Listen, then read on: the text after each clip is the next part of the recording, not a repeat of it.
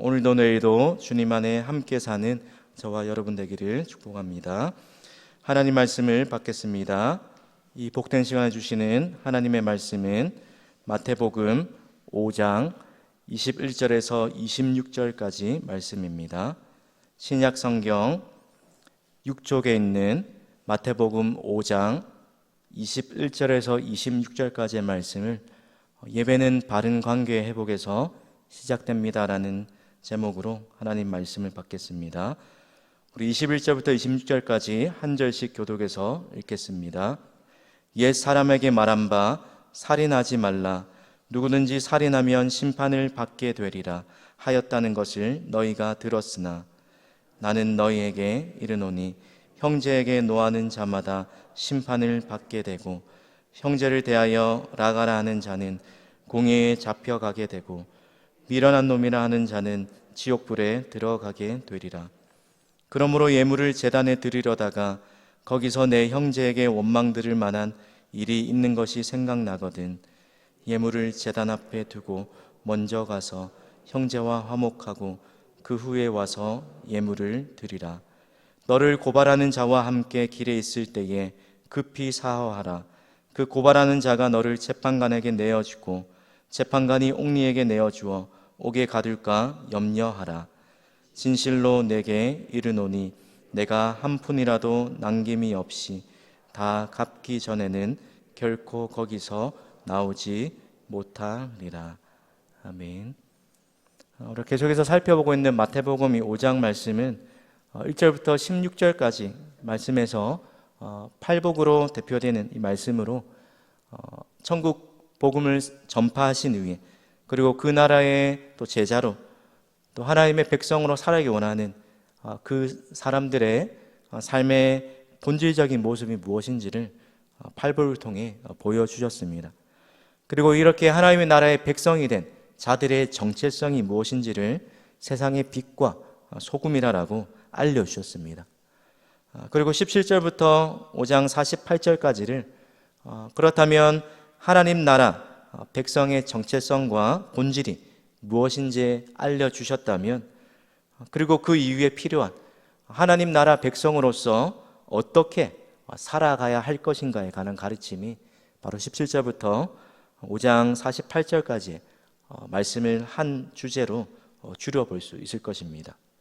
우리가 어제 살펴보았던 17절에서 20절까지 말씀에서 예수님은 율법과 선지자들을 폐하러 오신 것이 아니라 율법의 완성하시기 위하여 이 땅에 오셨다라고 말씀하셨습니다. 그러면서 제자들에게 너희가 서기관들과 바리새인보다 더 나은 의가 필요하다라고 그렇게 요구하셨습니다.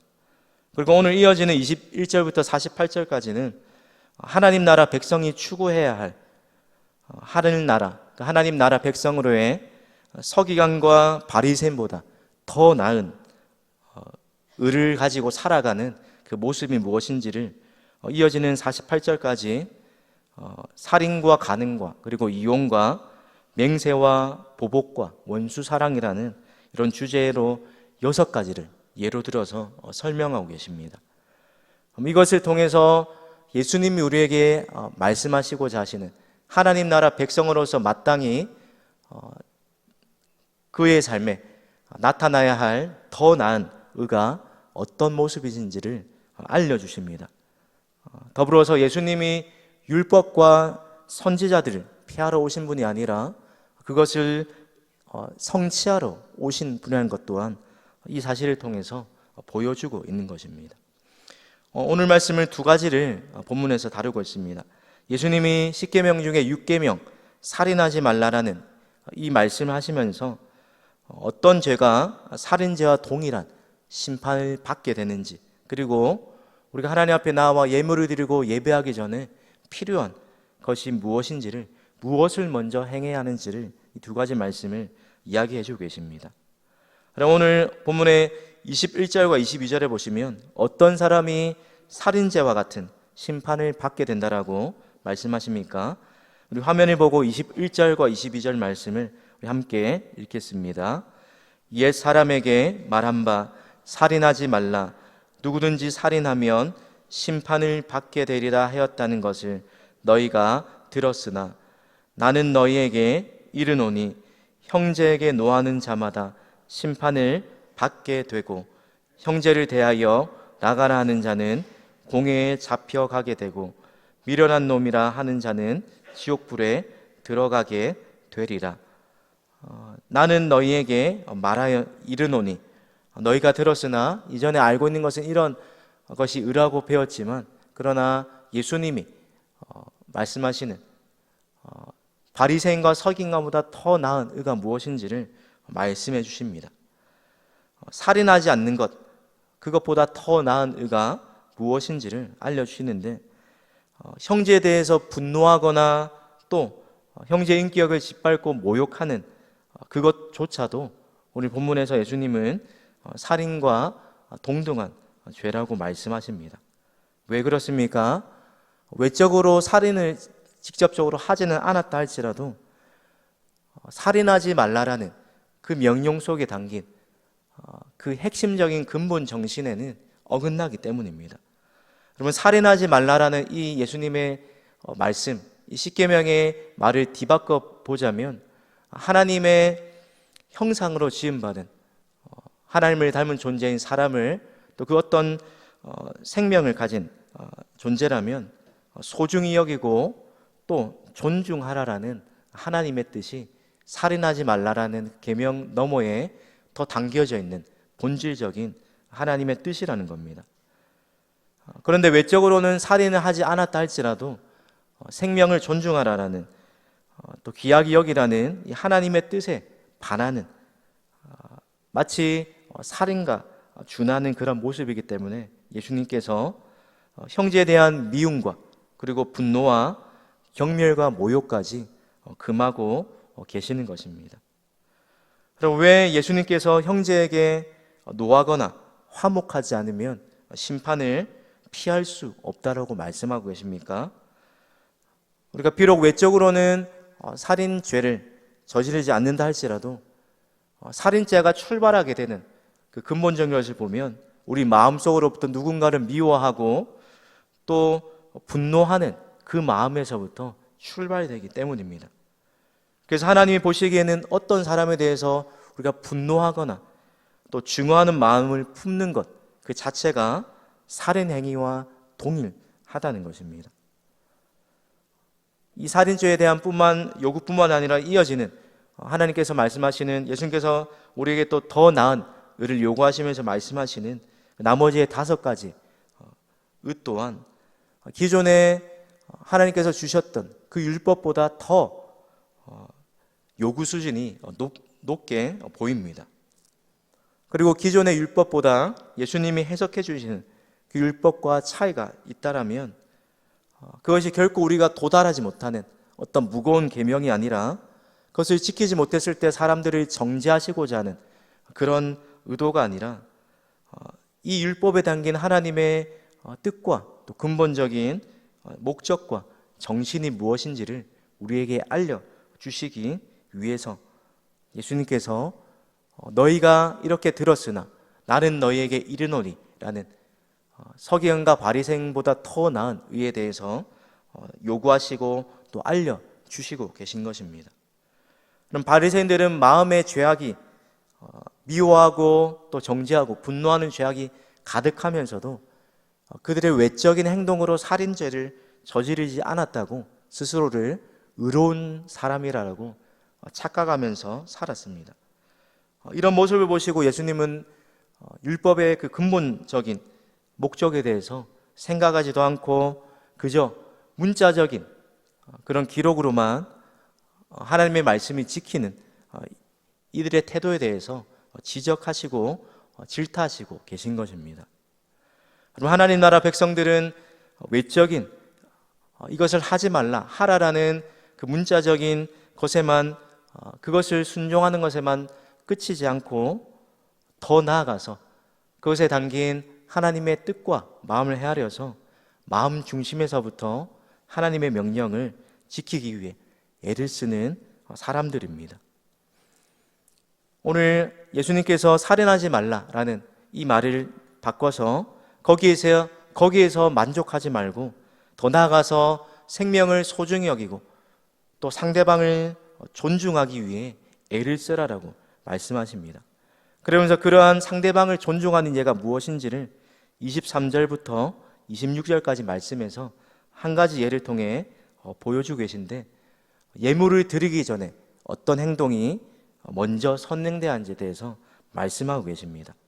우리 23절과 24절 말씀을 함께 읽겠습니다. 그러므로 예물을 제단에 드리려다가 거기서 내 형제에게 원망 들을 만한 일이 있는 것이 생각나거든 예물을 제단 앞에 두고 먼저 가서 형제와 화목하고 그 후에 와서 예물을 드리라. 하나님 앞에 제단에 가서 예물을 드리기 전에 욕을 듣고 모욕을 당한 어떤 사람이 생각이 난다라면 하나님께 드리려는 예물을 잠시 제쳐두고 먼저 화해하되 급히 화해하라고 말씀하고 계십니다. 25절에 사화하라라는 이 말은 다른 사람과 문제를 해결하다, 또 다른 사람과 친구가 되다라는 그런 의미가 담겨 있습니다. 그럼 왜 예수님께서 하나님 앞에 나아가 예물을 드린 것보다 화해하는 것에 대해 간해서 더 먼저라고 말씀하고 계십니까? 외적으로 하나님 앞에 나아가 예물 또 예배를 드리는 외적인 행위보다 더 우선시 되는 것이 바로 바른 관계, 화해하는 것이 우선이기 때문입니다. 이웃과 하나님과의 바른 관계를 맺은 사람이라면 마땅히 이웃과의 화목한 그 관계가 예배를 드리기 전에 반드시 필요한 선행 조건이라는 것입니다. 그리고 마지막 기회가 될지 모르는 이 화해할 기회를 놓치지 말라는 것입니다. 여러분, 상대방이 또 나의 사과를 받아 들을 때까지 또 애를 쓰라는 하나님의 마음이 또 뜻이 이 말씀 속에 담겨 있습니다. 성도 여러분, 하나님은 우리가 하나님과 화해하는 그것뿐만이 아니라 우리 옆에 있는 형제 자매들과도 화목한 관계를 중요하게 보고 계시다는 것입니다. 왜 그렇습니까? 요한 사도가 요한일서 4장 20절에 말하고 있는 것처럼 누구든지 하나님을 사랑하노라 말하면서 그 형제를 미워하는 그것이 어울리지 않는 거짓말이기 때문입니다. 형제를 사랑한다 말하는 그 사람이 하나님을 사랑하는 것, 그리고 하나님을 사랑하는 그 사람이 형제를 사랑하는 것이 마땅한 이치이기 때문이라는 것입니다. 성도 여러분, 혹여나 우리의 마음 가운데 살인죄를 저지르지는 않았다 할지라도 우리 가운데 하나님과의 관계에서는 바른 모습을 가지고 살아가지만, 그러나 형제 자매의 관계에서 회복하지 못하고 어그러진 관계가 있다면 빨리 회복해야 할 것입니다. 만약 우리 마음에 다른 사람을 하나님께서 우리를 용서하신 것처럼 용서할 마음이 없다라면 하나님은 우리의 예배를 기뻐 받지 않으시겠다라고 이야기하십니다. 왜 그렇습니까? 오늘 설교의 제목처럼 바른 관계 회복에서 예배가 시작이 되기 때문입니다. 그럼 참된 예배는 하나님과의 바른 관계, 거기에 더 붙여서 이웃과의 바른 관계를 회복할 때 비로소 예배다운 예배가 드려질 수 있다는 것입니다. 바라기는 오늘 이 새벽에 기도하실 때에 우리 가운데 혹 내가 먼저 화해의 손길을 내밀어야 할 사람, 혹은 내가 용서를 또 받아야 할 사람, 용서를 해야 할 사람, 그런 사람은 없는지 기도 가운데 한번 떠올려 보시기 바랍니다. 혹시나 아직도 불편한 관계 가운데 그 관계가 막혀 있고 우리 마음에 용서하지 못하는 그 마음이 있다면, 또 혹시나 외적인 행동으로 살인죄와 같은 그런 끔찍한 죄는 저지르지 않았다 할지라도 우리 마음으로 다른 사람을 향하여서 냉소적인 말이나 또 거친 말이나 은연중에 무시하는 말로 남을 해치고 있지는 않은지 우리 자신을 돌아봐야 할 것입니다.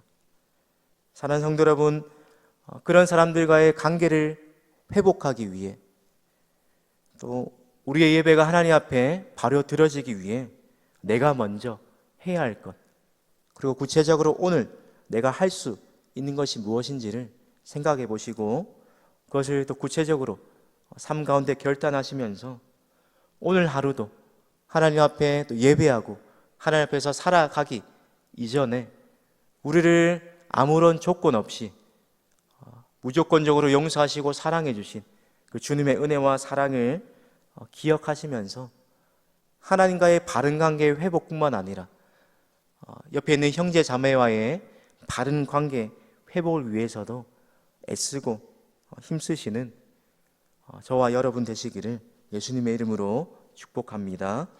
우리 함께 화면에 보시면서 우리 기도 제목을 읽겠습니다. 주여, 외적인 행동만이 아니라 마음으로부터 하나님의 말씀에 순종하게 하옵소서. 하나님과의 관계뿐만 아니라 형제 자매들과도 바른 관계 회복이 일어나게 하옵소서. 기도하겠습니다. 우리의 마음의 중심을 감찰하시는 하나님 아버지, 하나님은 우리가 말로 내뱉기 이전에 우리 마음에 어떤 생각이 있는지 우리 마음의 숨은 동기까지도 살피신다고 하셨습니다. 하나님 아버지, 우리 마음의 중심이 하나님 보시기에 껄끄러움이 없도록 떳떳할 수 있도록 우리 마음의 중심에서부터 하나님의 말씀에 순종할 수 있는 그런 믿음으로 살아가게 하여 주시옵소서.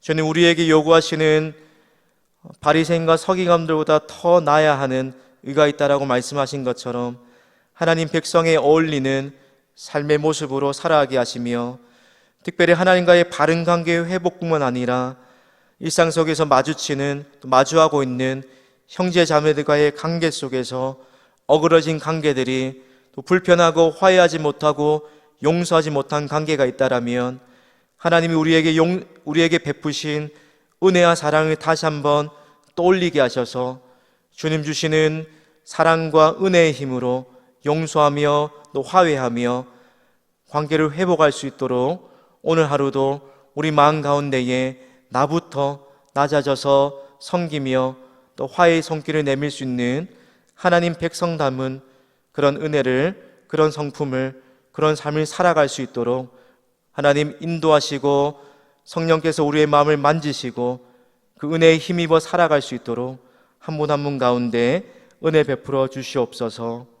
오늘 하루도 하나님 보시기에 부끄럽지 않는 예배 드릴 수 있도록, 하나님 기뻐 받으시는 예배 드릴 수 있도록 하나님과 또 이웃과의 관계 가운데, 바른 관계 가운데 살아갈 수 있는 오늘 하루에 삶 되게 하여 주시옵소서.